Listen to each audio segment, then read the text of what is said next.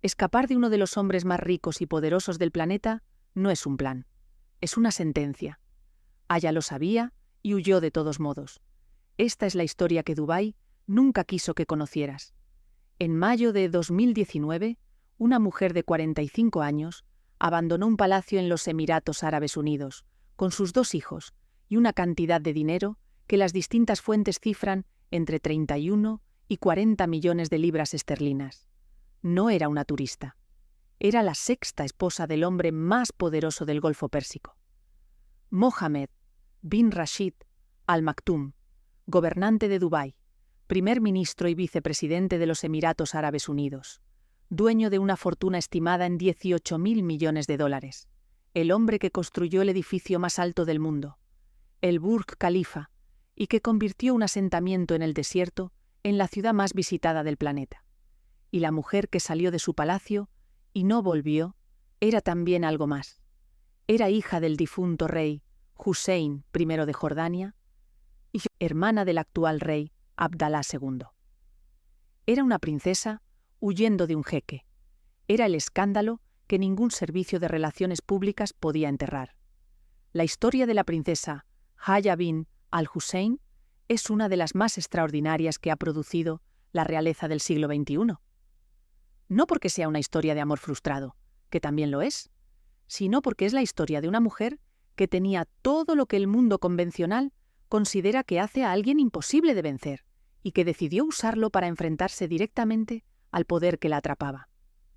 Tenía el linaje, era hija de rey, tenía los recursos, suficiente dinero para financiar una huida y una batalla legal de años. Tenía el apellido protector, su hermano era el rey de Jordania, que le asignó un cargo diplomático para darle inmunidad en Londres. Y tenía la abogada, Fiona Shackleton, baronesa de Belgrave, conocida en los círculos jurídicos de Londres como la Magnolia de Acero, la misma que había representado al príncipe Carlos en su divorcio de Lady Di. Con todas esas cartas en la mano, Aya se sentó frente al sistema y ganó. Lo que pagó por esa victoria es el núcleo de esta historia. Para entender quién es Aya, hay que empezar por el padre que tuvo y por el padre que perdió. El rey Hussein, I de Jordania, fue uno de los líderes árabes más longevos, más estables y más internacionalmente respetados del siglo XX. Gobernó Jordania desde 1952 hasta su muerte en 1999, 47 años, durante los cuales navegó guerras, ocupaciones, atentados contra su propia vida y la transformación completa del mapa de Oriente Medio con una habilidad política que sus contemporáneos describían como sobrenatural. Fue el rey que firmó la paz con Israel en 1994. Fue el rey que recibía igualmente a Yasser Arafat y a Ariel Sharon. Era el hombre que todo el mundo quería tener de aliado. El rey Hussein se casó 4 veces, con Dina bin Abdulhamid, con Antoinette Abril Gardiner, con Alia, Toukan y con Lisa Halaby, que se convirtió en la reina Noor. Tuvo 11 hijos con estas 4 mujeres. Aya es la 6ª. Su madre fue Alia Toukan, la 3ª esposa del rey, conocida como la reina Alia. Era una mujer extraordinaria, cofundadora de la primera aerolínea jordana, pionera en el uso de la imagen pública para causas humanitarias, activista que consiguió durante su corto reinado avances reales en los derechos políticos de las mujeres jordanas. La reina Alia murió el 9 de febrero de 1977 en un accidente de helicóptero. Tenía 28 años. Aya tenía 2 años y 8 meses. Es el eco de otras historias que este canal ha contado. La madre que desaparece demasiado pronto y deja una marca que define todo lo que viene después. Para Aya, la marca fue la pasión por los caballos que su padre le transmitió como forma de consolarla. El rey Hussein le regaló a su hija pequeña un potro que también había perdido a su madre. Se llamaba Bint el-Ri. Era la forma árabe de decir a una niña de 3 años que el dolor de la pérdida tiene un lugar donde transformarse. Y Aya nunca dejó los caballos. Estudió en los mejores internados privados de Gran Bretaña, Badminton School en Bristol y Bryanston School en Dorset. Luego, Se licenció en Política, Filosofía y Economía en la Universidad de Oxford, en 1995. La misma carrera que David Cameron y Boris Johnson, la que la élite británica elige cuando quiere formar líderes. Era inteligente, cosmopolita, políglota, con una agenda de compromisos humanitarios que incluía la presidencia de la Dubai International Humanitarian City y el premio Hambre Cero que el Programa Mundial de Alimentos de la ONU le otorgó en 2015. Representó a Jordania en los Juegos Olímpicos de Sídney de 2000 como jinete de salto ecuestre, convirtiéndose en la primera mujer jordana en participar en unos Juegos Olímpicos. Era, en resumen, exactamente el tipo de figura que los Emiratos Árabes Unidos querían asociar a su imagen internacional. Glamour, educación occidental, conexiones reales y un barniz de progresismo que permitiera presentar a Dubái como algo más que el Estado autoritario que sus activistas de derechos humanos describían. Mohammed bin Rashid Al Maktoum nació en Al-Shindaga, Dubái, en 1949. Es el hombre que convirtió Dubái en lo que es. El Palm Islands artificial en el Golfo Pérsico, el Burj Al Arab con su helipuerto en el tejado, el Burj Khalifa, que rompió todos los récords de altura, el Dubai Internet City, el Dubai Media City, el Dubai International Finance Center. Supervisa todo eso, además de ser primer ministro y vicepresidente de los Emiratos Árabes Unidos. Su fortuna estimada de 18.000 millones lo coloca entre los monarcas más ricos del mundo. Es también uno de los propietarios de caballos de carreras más importantes del planeta, con el Stud Godolphin, que compite en los más grandes circuitos del mundo. Y es un poeta. Publica sus versos en Instagram en árabe e inglés con la regularidad de alguien que considera la poesía una extensión natural de su autoridad, porque en la tradición árabe clásica, la capacidad de un líder para componer versos es parte de su prestigio. Mohammed bin Rashid Al Maktoum no es simplemente el gobernante de Dubái, es el arquitecto de una de las transformaciones urbanas más rápidas y más espectaculares de la historia moderna. Cuando su padre, Rashid bin Said Al Maktoum, murió en 1990 y Mohammed empezó a tener más peso en las decisiones del Emirato, Dubái era todavía una ciudad mediana, del Golfo, que vivía principalmente de los ingresos del petróleo y del comercio tradicional. 30 años después, Dubái es la ciudad más visitada del mundo, con 70 millones de turistas anuales antes de la pandemia. Un aeropuerto que es el más transitado del planeta en tráfico internacional. Una zona financiera que compite con Singapur y con el City de Londres, y el icono de la ciudad moderna que puede construirse de la nada si tienes suficiente dinero y suficiente voluntad. El precio de esa transformación en términos humanos es algo que los informes del turismo de Dubái no incluyen. La construcción del Burj Khalifa y del Palm Islands y de todas las infraestructuras que convirtieron a Dubái en lo que se hizo con trabajo de migrantes, principalmente del sur de Asia, en condiciones que las organizaciones de derechos humanos han documentado repetidamente como explotación laboral. El sistema de kafala, que vincula la situación legal de un trabajador migrante a su empleador, de manera que hace prácticamente imposible salir de una relación laboral abusiva sin consecuencias legales, ha sido criticado por Human Rights Watch, por Amnistía Internacional y por los relatores especiales de la ONU, en múltiples informes.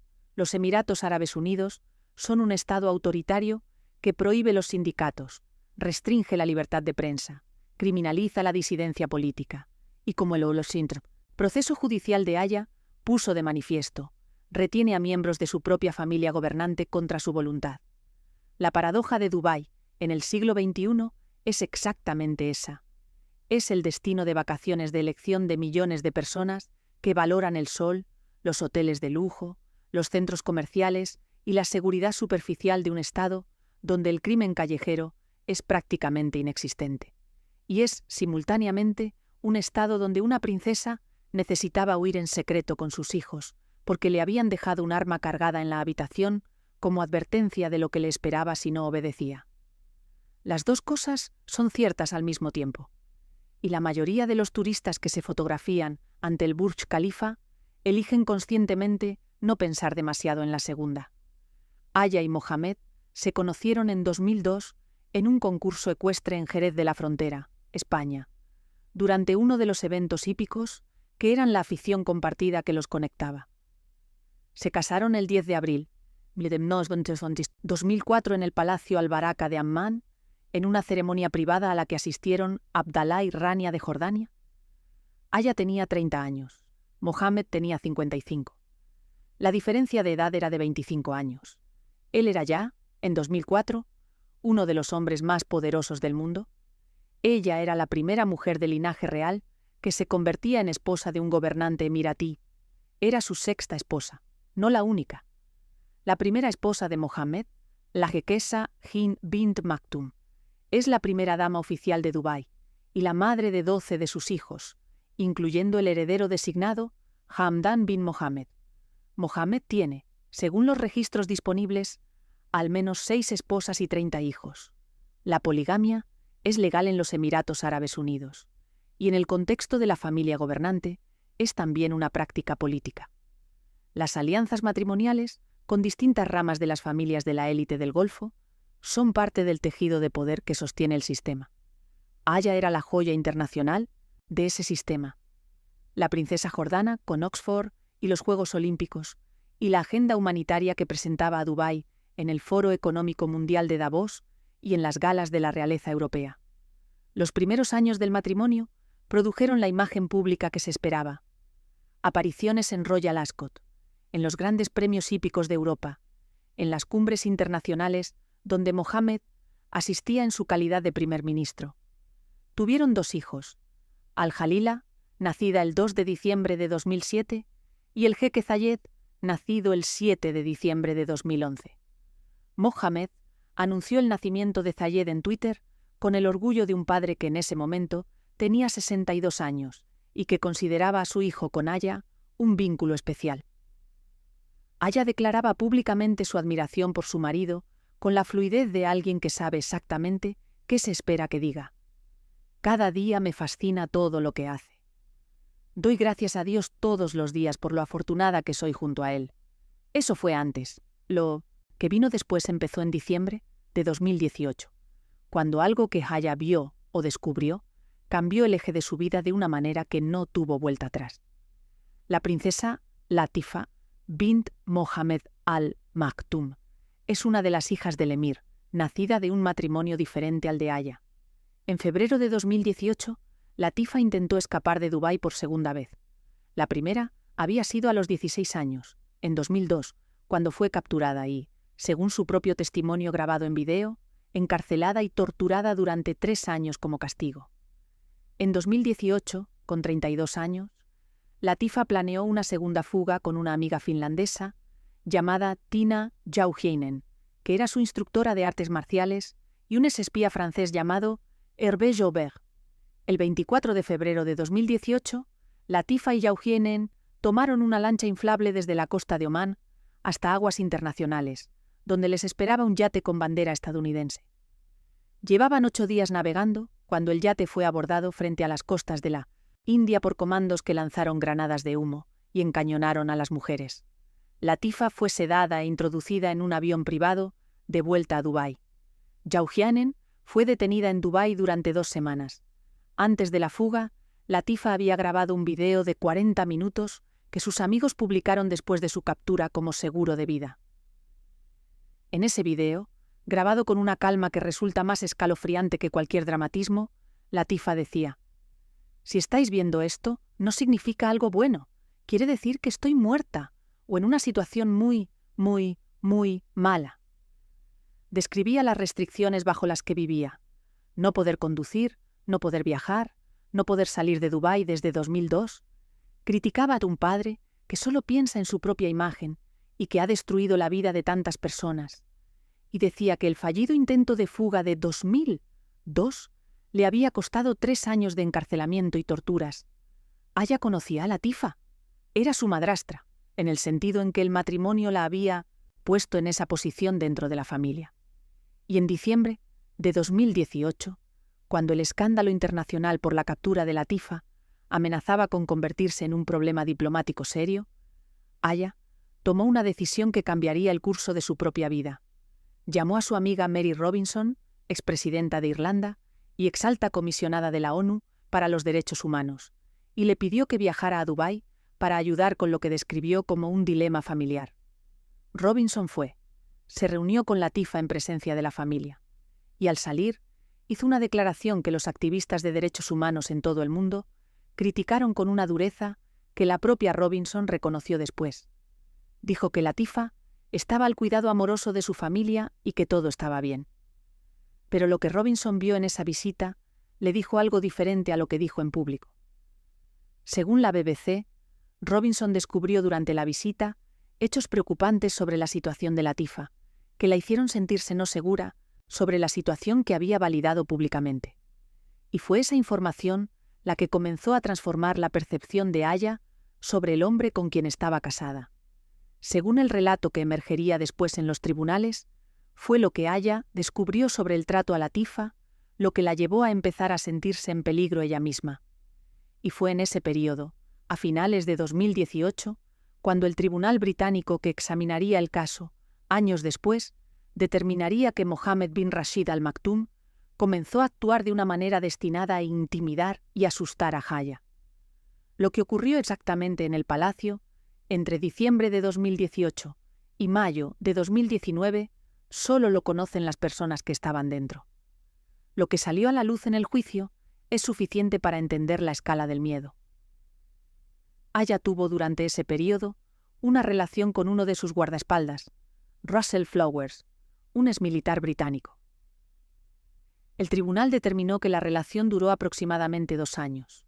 Cuando Mohammed se enteró, o cuando los miembros de la corte que lo vigilaban todo le informaron, la situación se tornó peligrosa de una manera que Aya articuló en el juicio con la franqueza de alguien que ya no tiene nada que perder. Le dejaron un arma cargada en su habitación. Le dijeron que un helicóptero aterrizaría en el palacio y la llevaría a prisión. Era el mensaje más explícito posible. Esto es lo que te espera si sigues aquí. En mayo de 2019, Aya salió de Dubái. Los informes iniciales la situaron en Alemania, escoltada por un diplomático alemán solicitando asilo. Su hermano, el rey Abdalá II, actuó de inmediato. En octubre de 2019, la nombró primera secretaria de la Embajada de Jordania en Londres, lo que le proporcionó inmunidad diplomática en el Reino Unido, y cerró la posibilidad de cualquier extradición forzosa. Era la protección que su posición de hermana de un rey podía comprar. No perfecta, pero sí suficiente para que el proceso legal pudiera desarrollarse. Mohammed bin Rashid Al Maktoum respondió a la huida de la única manera en que un hombre de su posición y su cultura podía responder, con un poema. Lo publicó en Instagram en árabe e inglés. El título era «Viviste, moriste». El contenido era lo que se esperaba de un hombre, acostumbrado a que nadie lo contradijera. Acusaciones de traición, de engaño, de haber usado mal la confianza que él había depositado en ella. Algunas frases circularon en la prensa internacional como amenazas explícitas. Podemos contactarle en cualquier lugar. Le habían dicho mensajes que llegaban a Aya después de su huida. El poema en Instagram era la versión pública de esa amenaza. La declaración de un hombre que quería que el mundo supiera que lo habían traicionado y que no lo iba a aceptar en silencio. Lo que Mohammed no calculó, o calculó mal, es que el juicio se celebraría en Londres y no en Dubái. Que el juez Philip Moore, del Tribunal Superior de Justicia del Reino Unido, no era un cargo que el emir pudiera llamar por teléfono con la misma eficacia con que llamaba a los jefes de Estado del Golfo. Que el sistema legal británico tenía sus propias reglas, y que esas reglas no preveían excepción para ser el gobernante de Dubái y el primer ministro de los Emiratos. La Magnolia de Acero merece una mención específica porque la elección de abogada por parte de Aya fue ella misma una declaración de intenciones. Fiona Shackleton, baronesa de Belgrave y conservadora de la Cámara de los Lores, es la abogada de divorcios de las élites más poderosa de Gran Bretaña. Representó al príncipe Carlos en su divorcio de Lady Diana. Representó a Paul McCartney en su divorcio de Heather Mills, uno de los casos más mediáticos de los últimos 20 años. Es conocida en los juzgados de familia por su combinación de elegancia exterior y dureza absoluta en las negociaciones, que es exactamente lo que produce el apodo. Magnolia por fuera, acero por dentro. Cuando Aya Apareció en los tribunales de Londres con Fiona Shackleton a su lado. El mensaje era inequívoco. No estoy aquí para negociar, estoy aquí para ganar. El equipo legal de Mohammed, representado por el abogado Nigel Dyer, intentó en las audiencias financieras argumentar que los reclamos de Aya eran sin precedentes en su magnitud y que no eran justificados por las circunstancias. El juez no estuvo de acuerdo. En su sentencia, anotó que el dinero nunca fue un problema durante el matrimonio y que el nivel de vida que habían llevado los hijos durante los años en Dubái establecía el estándar de referencia para cualquier cálculo de manutención futura. Era el argumento que los abogados de divorcios de alta élite conocen perfectamente. Si acostumbraste a tu hijo de 9 años a recibir 3 coches como regalo, el tribunal va a tomar nota de eso cuando calcule qué estilo de vida necesita mantener. La abogada Fiona Shackleton utilizó en el proceso una estrategia que los especialistas en derecho de familia han analizado como un ejemplo de primera clase de cómo gestionar un caso en que el adversario es simultáneamente el demandado y el jefe del gobierno de un Estado soberano. La clave fue no intentar convertir el proceso en un juicio político sobre el sistema de los Emiratos Árabes Unidos, que habría dado a Mohammed la posibilidad de presentarse como víctima de un ataque a su país. La estrategia fue mantenerse dentro de los límites estrictos del derecho de familia inglés, la seguridad de los niños, el nivel de vida establecido durante el matrimonio, las amenazas documentadas contra la madre. Era exactamente el tipo de caso para el que el sistema judicial inglés de familia tiene herramientas específicas, y Shackleton las usó todas. La baronesa Shackleton es también, en su propia historia, una figura que encaja perfectamente en la narrativa del canal. Una mujer que construyó una de las carreras más poderosas del derecho de familia británico en una disciplina que en el pasado era dominada por hombres, que representó a los clientes más ricos y más poderosos del mundo sin perder ninguno de los casos que definieron su reputación, y que en este caso específico se enfrentó a los abogados del gobernante de uno de los emiratos más ricos del Golfo en representación de una mujer que huía de ese gobernante. Era la Magnolia de Acero contra la fortuna del jeque, y la Magnolia de Acero ganó. El caso también reveló, en los documentos que se hicieron públicos durante el proceso, una dimensión de la vida de los superricos en el Golfo que raramente sale a la luz de esta manera.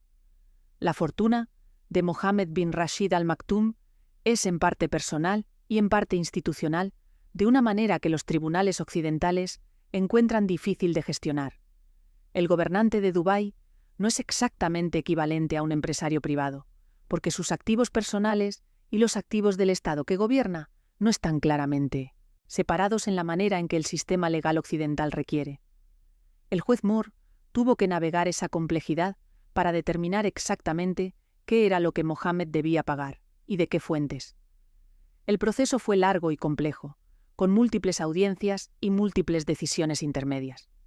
En diciembre de 2019, el tribunal determinó que Mohammed había orquestado los secuestros de sus hijas Latifa y Shamsa, y que seguía manteniéndolas privadas de libertad.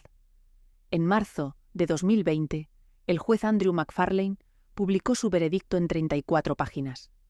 El jeque Mohammed bin Rashid Al Maktoum había ordenado y orquestado el secuestro y retorno forzoso de Shamsa desde Cambridge, en 2000, y de Latifa, en 2002, y de nuevo, en 2018. Había llevado a cabo una campaña de intimidación contra Aya que la había obligado a huir, y había actuado de una manera que, en el balance de las probabilidades, equivalía a romper leyes internacionales y británicas.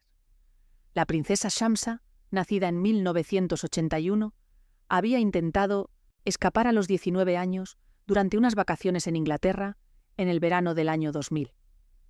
Según el relato de su hermana Latifa, fue localizada 2 meses después de su fuga, drogada, de vuelta a Dubái en un jet privado y encerrada. Un detective de Scotland Yard que intentó investigar el caso fue bloqueado por las autoridades de Dubái. Desde entonces, de Shamsa no se sabe prácticamente nada. En octubre de 2021, el tribunal determinó que Mohammed había autorizado el hackeo del teléfono de Aya utilizando el software espía Pegasus, producido por la empresa israelí NSO Group y vendido exclusivamente a gobiernos.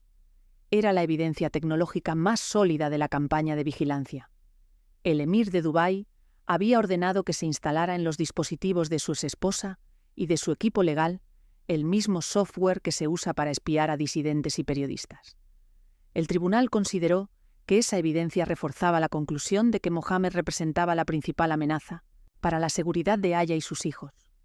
El 21 de diciembre de 2021, el juez Philip Moore publicó su sentencia final sobre las cuestiones financieras. En 73 páginas, llegó a una conclusión que ningún caso de divorcio de la historia legal británica había producido antes. Mohammed bin Rashid Al Maktoum debía pagar a la princesa Aya y a sus hijos una suma total de aproximadamente 550 millones de libras esterlinas, equivalente a unos 728 millones de dólares al tipo de cambio del momento. Era la mayor indemnización concedida por un tribunal británico en un caso de divorcio en la historia del país. El desglose era el siguiente: 251,5 millones de libras para cubrir los costos de seguridad de Aya durante el resto de su vida, porque el juez había determinado que Mohammed representaba para ella un riesgo claro y permanente que persistiría indefinidamente. Aproximadamente 290 millones de libras para la manutención y seguridad de sus dos hijos, Al-Jalila y Zayed, hasta que alcanzaran la independencia, y sumas adicionales para cubrir los costos de administración de sus dos propiedades en el Reino Unido, una mansión junto al Palacio de Kensington en Londres y su residencia principal en Egham, Surrey. El tribunal también ordenó vehículos blindados para la familia, un presupuesto de seguridad independiente y el mantenimiento de los ponis y mascotas de los niños, que estaban acostumbrados a ellos desde su vida en Dubái. El juez fue explícito en algo que las sentencias de divorcio raramente articulan con tanta claridad. La principal amenaza a la que se enfrenta la princesa Aya no viene de fuentes externas. Viene del propio jeque Mohammed. Era el tribunal de un Estado soberano, declarando que el primer ministro de otro Estado soberano era un peligro para la seguridad de su exesposa. Era una declaración sin precedentes que ningún gobierno árabe podía hacer sobre Mohammed y que el sistema legal británico había hecho por sus propios mecanismos. Mohammed no apeló la sentencia. Su portavoz emitió un comunicado breve. Siempre ha garantizado que sus hijos estén bien cuidados. El tribunal ha decidido ahora sobre la cuestión financiera, y él no desea efectuar comentarios.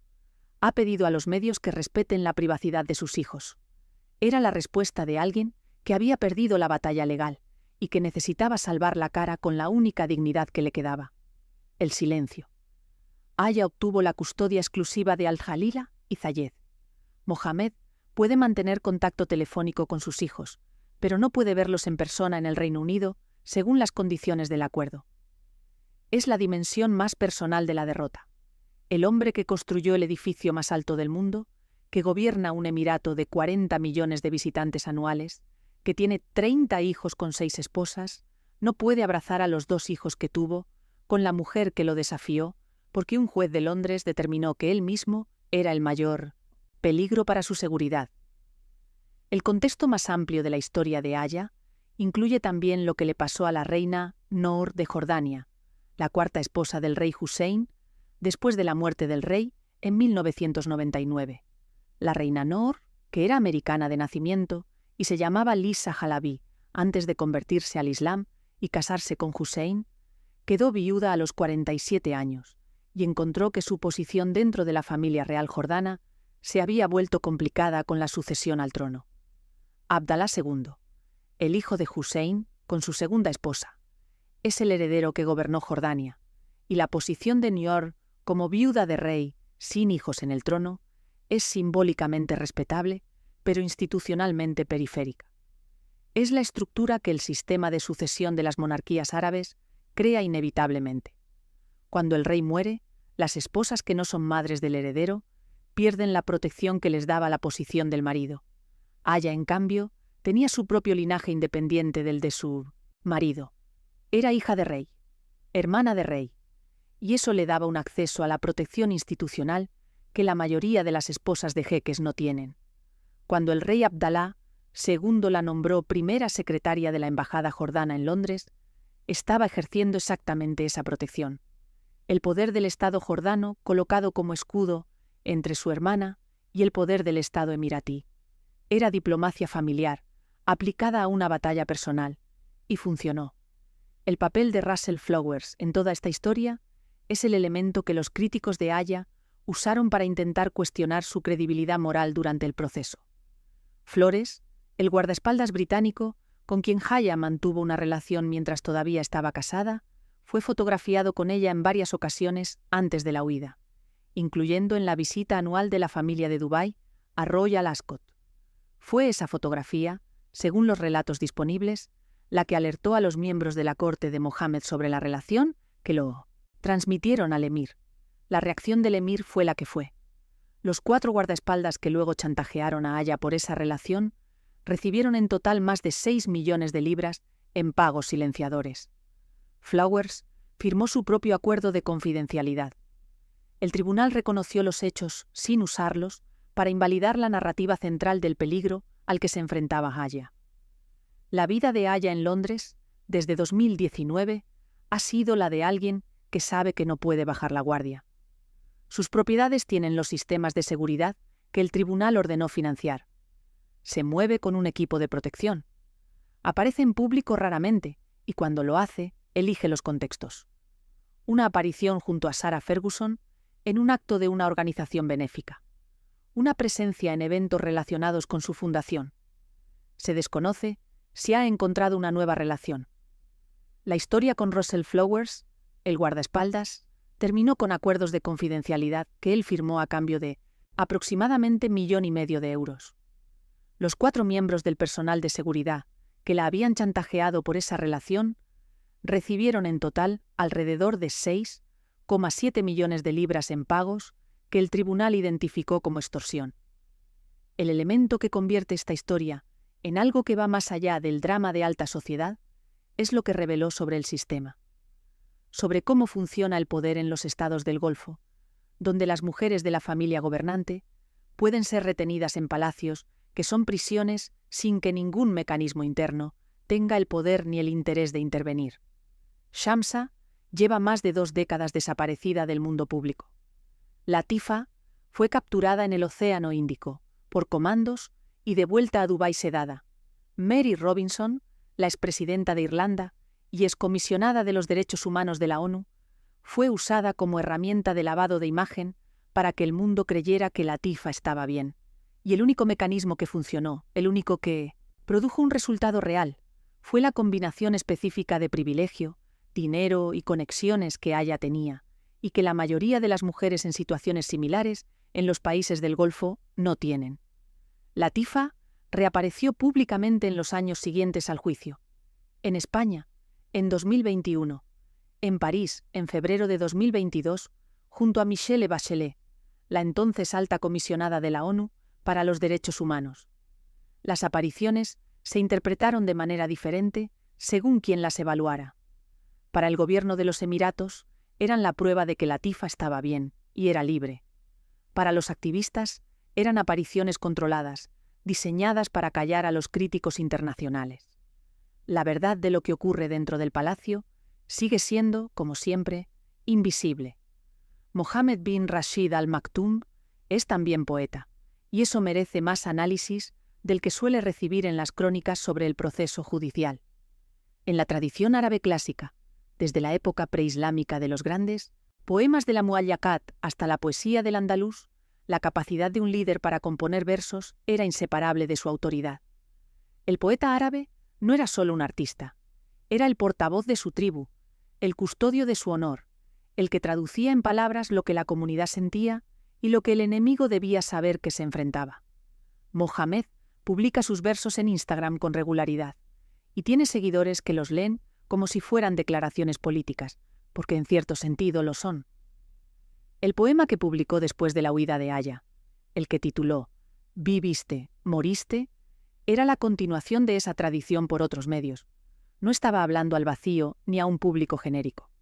Estaba hablando a Aya, a los que la rodeaban, a los que pudieran estar tentados de ayudarla, a todos los que en su corte y en su entorno necesitaban saber que el jeque sabía lo que había pasado y que tenía un nombre para ello: traición.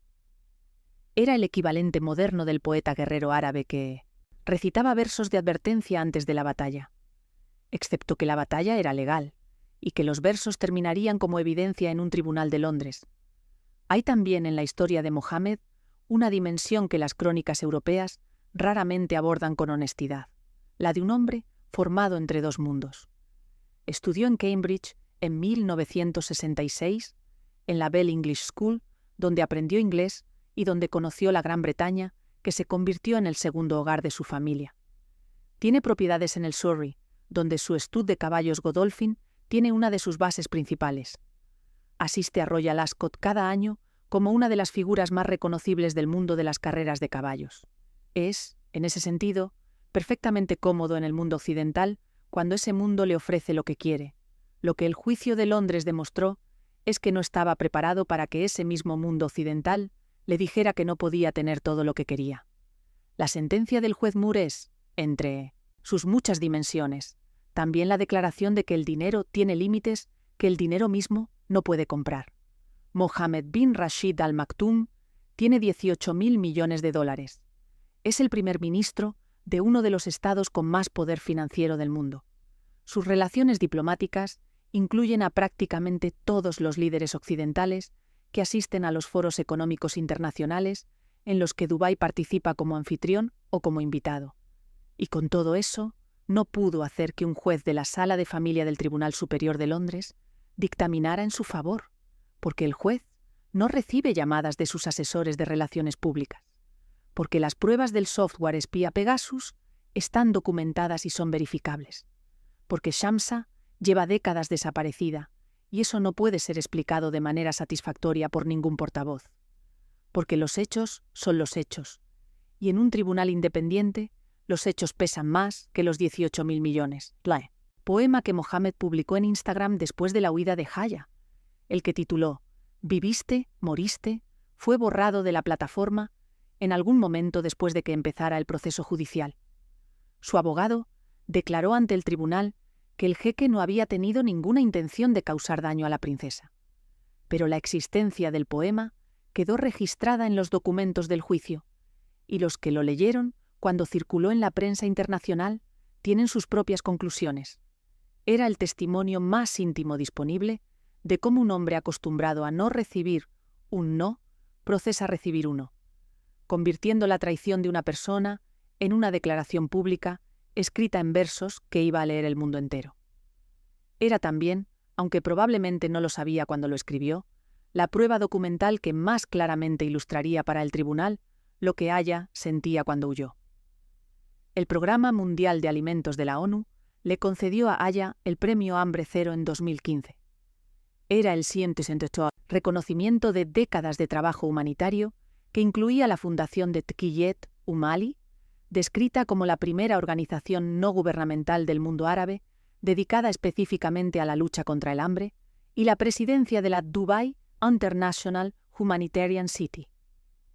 Ese trabajo humanitario era también, en el contexto de la vida de Haya en Dubái, la dimensión más autónoma de su existencia. El espacio donde era Haya, no solo la sexta esposa del emir. El espacio donde usaba los recursos y los contactos que su posición proporcionaba para fines que ella había elegido. Y era también la razón por la que su nombre y su imagen eran conocidos en círculos internacionales, que de otra manera nunca habrían tenido razones para saber de su existencia. Cuando Haya se presentó en los tribunales de Londres, no era una figura anónima. Era una princesa con un historial público de trabajo humanitario, con una trayectoria deportiva olímpica documentada, con relaciones en organizaciones internacionales que podían certificar quién era y qué había hecho. Era la última persona que Mohammed bin Rashid Al Maktoum podía esperar que convirtiera el proceso de divorcio en una ventana pública sobre lo que ocurría dentro del palacio. Y es posible que eso haya sido, paradójicamente, lo que lo protegió durante más tiempo de lo que debería haberlo protegido. La dificultad de creer que una mujer con ese perfil podía estar en peligro real dentro de uno de los estados más seguros y más prósperos del Golfo Pérsico. Lo que el proceso judicial demostró es que la prosperidad y la seguridad de Dubái son conceptos que se aplican de manera diferente, según quién seas y cuál sea tu relación con el poder. Para los turistas que llegan al aeropuerto Queen Alia de Amman, con la maleta llena de trajes de baño, Dubái es segura porque tienen el privilegio de ser visitantes. Para Shamsa, capturada en una calle de Cambridge, Dubái era el lugar del que había huido precisamente porque no era seguro. Para Latifa, de vuelta sedada en un jet privado desde el Océano Índico, Dubái era la cárcel de la que necesitaba escapar. Para Aya, era el lugar donde le dejaron un arma cargada en la habitación. La seguridad de Dubái es real para los que el sistema protege. Para los que el sistema persigue, la cosa más peligrosa que podías encontrar en Dubái era el propio sistema. La historia de Aya tiene también una dimensión que las crónicas del divorcio raramente mencionan, la de lo que significa que una princesa jordana consiga ganar un juicio de esta naturaleza en un tribunal británico. Para las mujeres en los Emiratos Árabes Unidos y en los países del Golfo, en situaciones similares, la historia de Aya es simultáneamente alentadora y desoladora. Alentadora porque demuestra que el sistema puede ser vencido. Desoladora porque el precio de vencerlo incluye ser hija de un rey, haber estudiado en Oxford, tener inmunidad diplomática concedida por un hermano que gobierna otro estado, poder pagar a la mejor abogada de divorcio de Gran Bretaña y vivir el resto de la vida con una evaluación de seguridad que el tribunal calificó de severa. Las mujeres que no tienen ninguna de esas cosas no tienen ese camino disponible. Aya lo sabe. Y en las pocas apariciones públicas que ha tenido, desde 2019, cada vez que habla de su futuro o del de sus hijos, usa una palabra que aparece de manera consistente: libertad. Solo quiero ser libre, y quiero que ellos sean libres. Lo dijo ante la corte. Era la frase que Latifa también había dicho, en su video grabado en secreto desde el baño del palacio. Solo quiero ser libre. Era la misma frase que Shamsa, capturada en una calle de Cambridge, había pensado en algún momento que sería real. Era la palabra que el dinero y el poder y los 27 pisos del Burj Khalifa sobre el desierto del Golfo no habían podido comprar para las mujeres de la familia Al Maktoum. Para Aya, esa libertad llegó. Costó $728 millones, 4 años de juicio, la exposición pública de los detalles más íntimos y más vergonzosos de su vida, y la certeza de que para el resto de sus días vivirá con una evaluación de seguridad severa y vehículos blindados. Pero llegó. Y llegó de una manera que ningún emir, con $18.000 millones y 30 hijos, y el poema en Instagram, podía evitar, porque llegó a través de los mismos mecanismos que el mundo occidental había construido para casos exactamente como el suyo, y que en esta ocasión funcionaron exactamente como se suponía que debían funcionar. Hay un elemento de la arquitectura del poder en los Emiratos Árabes Unidos que el proceso judicial de Aya iluminó de una manera que los periodistas especializados en la región habían intentado documentar durante años sin el tipo de evidencia judicial que produce un proceso en un tribunal independiente. Los Emiratos son una federación de 7 emiratos con estructuras de gobierno diferentes, pero una cultura política compartida. El poder no se discute, la familia gobernante no se critica, y los mecanismos que existen en los estados democráticos para que los ciudadanos puedan desafiar decisiones de sus gobernantes simplemente no están disponibles de la misma manera. No hay prensa libre, no hay poder judicial independiente del Ejecutivo, no hay oposición política legal. Lo que hay es una prosperidad material distribuida de manera suficientemente amplia como para que la mayor parte de la población no tenga incentivos inmediatos para pedir las cosas que le faltan. Para las mujeres en el sistema, los mecanismos de control son adicionales.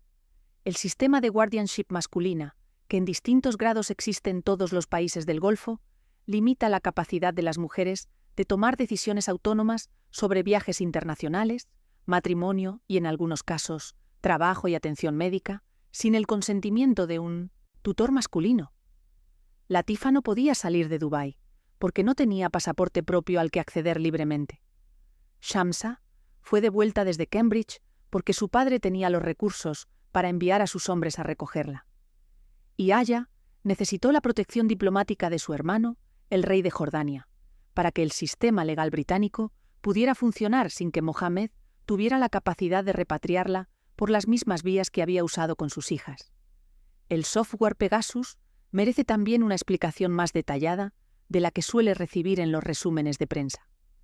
Pegasus es un producto de la empresa israelí NSO Group, que lo vende exclusivamente a gobiernos con la justificación declarada de que sirve para combatir el crimen y el terrorismo. Lo que los investigadores de seguridad del Citizen Lab, de la Universidad de Toronto y de Amnistía Internacional han documentado es que Pegasus ha sido usado por múltiples gobiernos para espiar a periodistas, activistas, abogados, políticos de la oposición y, en este caso, a la exesposa de un gobernante, su equipo legal y sus guardaespaldas.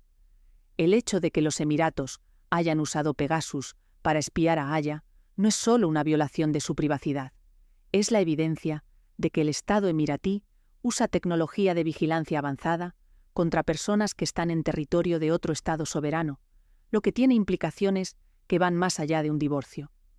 El tribunal que determinó que Mohammed había autorizado ese hackeo estaba haciendo algo que los Estados rara vez hacen con tanta claridad: declarar que el gobierno de un Estado aliado había operado ilegalmente en su territorio. Gran Bretaña y los Emiratos Árabes Unidos tienen relaciones diplomáticas y comerciales estrechas, incluyendo acuerdos de defensa y ventas de armas que son políticamente sensibles.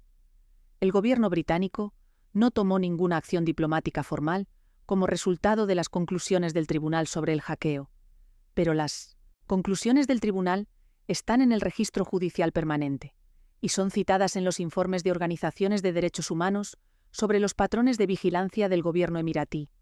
El legado jurídico del caso Haya es significativo más allá de la cifra récord de la sentencia.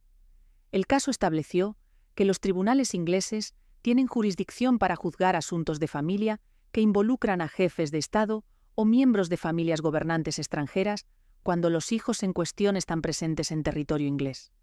Estableció que el software espía, instalado por un gobierno extranjero en dispositivos de personas en territorio británico, puede ser analizado como evidencia en un proceso judicial inglés, y estableció que la riqueza y el poder de un demandado, por extremos que sean, no son factores que el Tribunal de Familia inglés pondera en favor del demandado cuando las pruebas apuntan en la otra dirección.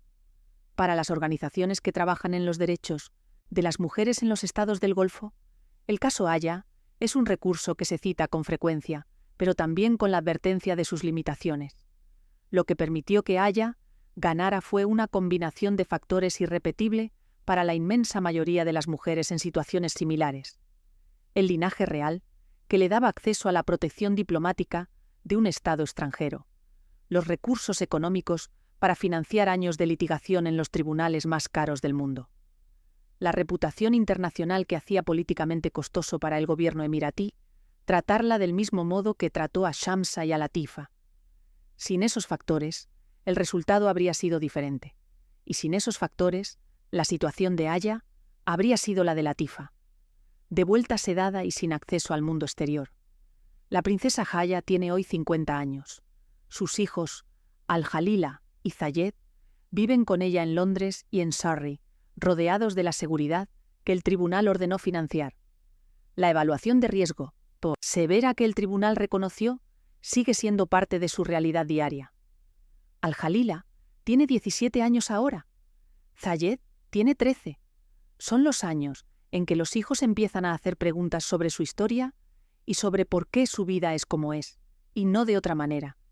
Y lo que sus padres y su entorno habrán decidido contarles sobre lo que ocurrió es algo que no está en ningún documento judicial y que probablemente no lo estará nunca, porque pertenece a ese espacio privado que el proceso legal nunca puede alcanzar completamente. Hay también en la historia de Haya un elemento que el análisis jurídico y periodístico raramente desarrolla con el detalle que merece.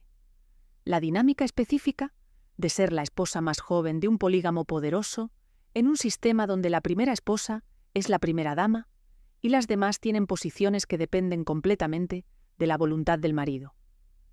La jequesa Hind bint Maktum, primera esposa de Mohammed, madre de 12 de sus hijos incluido el heredero, es la primera dama oficial de Dubái. Es la que aparece en las fotografías de los eventos de Estado cuando el protocolo lo requiere. Es la que tiene el estatus institucional que una primera esposa en ese sistema posee. Aya era la sexta esposa, la más educada en términos occidentales, la más visible internacionalmente, la que aportaba el linaje real hachemita que ninguna de las otras esposas podía aportar. Pero su posición dentro del palacio dependía enteramente de la atención que Mohammed quisiera prestarle. Esa dependencia es el núcleo del problema que el proceso judicial de Aya puso de manifiesto con una claridad que los análisis de la poligamia en los estados del Golfo raramente alcanzan con tanto detalle documentado. No era que Mohammed fuera necesariamente más violento o más controlador que otros hombres en posiciones similares en su cultura. Era que el sistema en el que operaba le daba herramientas de control que ningún sistema democrático pone a disposición de ningún marido: el poder de retirar el pasaporte, de prohibir los viajes, de movilizar fuerzas de seguridad para recuperar a miembros de su familia que habían escapado, de usar software espía para vigilar las comunicaciones de su exesposa en el territorio de otro estado. Era el poder de un gobernante aplicado a un conflicto matrimonial, y ese poder no tiene equivalente en ningún sistema que Aya habría podido encontrar en el mundo occidental donde se había educado. La ironía que el proceso judicial de Aya subraya es que Mohammed bin Rashid Al Maktoum construyó Dubái con la intención expresa de convertirlo en un hub global, en el punto de encuentro entre Oriente y Occidente, en el lugar donde los negocios internacionales, el turismo de lujo y la diplomacia multilateral se encuentran en condiciones de neutralidad y prosperidad. Es el proyecto de toda su vida profesional, y el proceso judicial de su divorcio demostró que la apertura que Dubái vende como su marca es una apertura selectiva, para el dinero, para los turistas, para los ejecutivos internacionales, no necesariamente para las mujeres que viven dentro del sistema.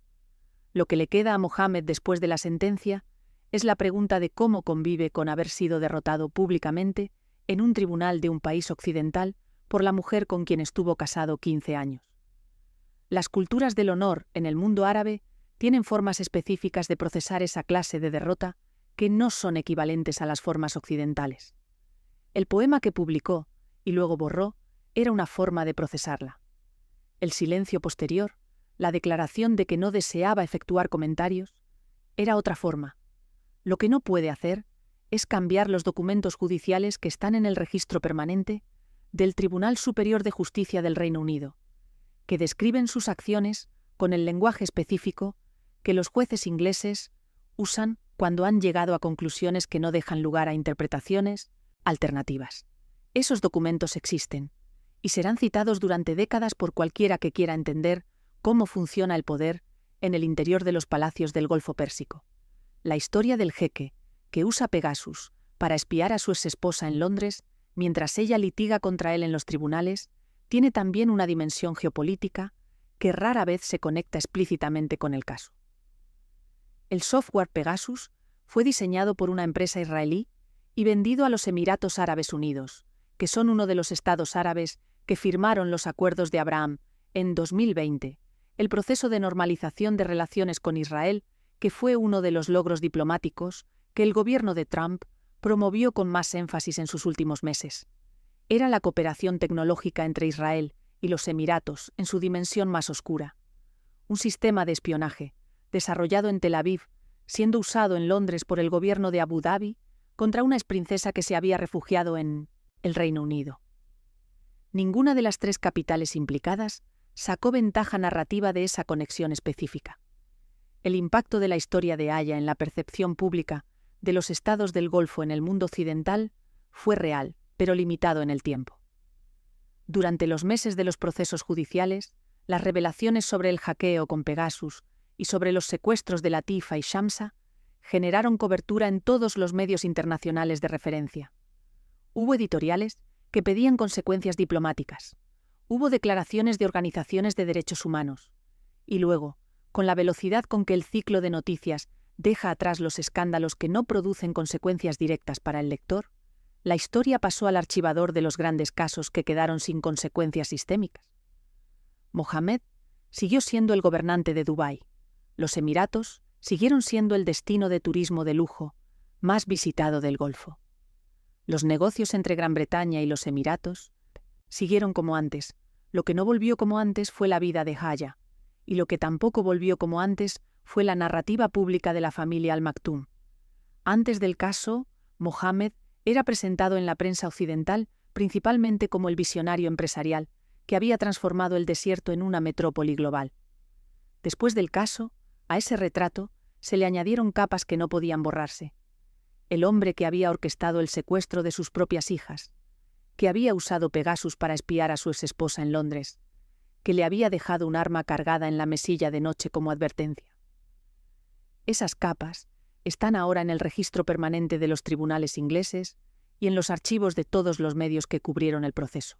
Y cualquiera que quiera entender quién es Mohammed bin Rashid Al Maktoum tiene ahora acceso a una versión de esa historia que ningún departamento de relaciones públicas puede reescribir.